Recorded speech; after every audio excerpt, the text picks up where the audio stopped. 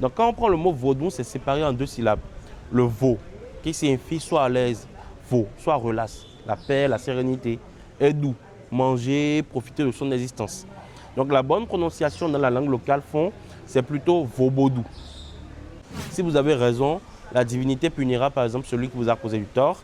Mais si vous êtes en tort, retour à l'envoyeur. Auprès d'elle, on fait également des prières et des vœux, mais quand vous demandez le mal, ça reviendra encore vers vous.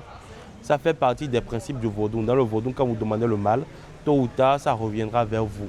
Et c'est en cela que certaines personnes trouvent que le vaudou, c'est mauvais. Sinon, en vrai, ça n'a rien de négatif. Quand on parle de vaudou, c'est la nature, tout ce qui nous entoure, les lois de la nature. C'est basé sur les 4 éléments aussi, l'eau, la terre, le feu et l'air.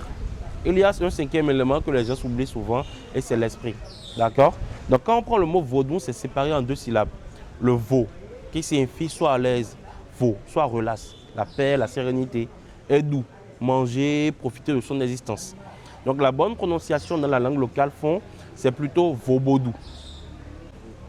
Exactement, vaubodou. Et ça forme une philosophie de vie.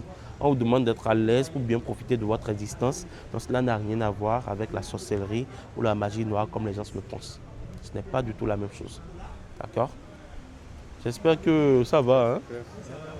Vous avez des questions avant qu'on... Ouais. Là, vous avez la feuille d'hysope. Oui.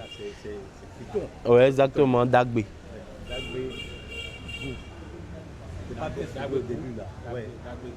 Le goût là, c'est quoi? Dagbé Gou. C'est le nom de la divinité du fer. Au goût, goût. Fodon Gou.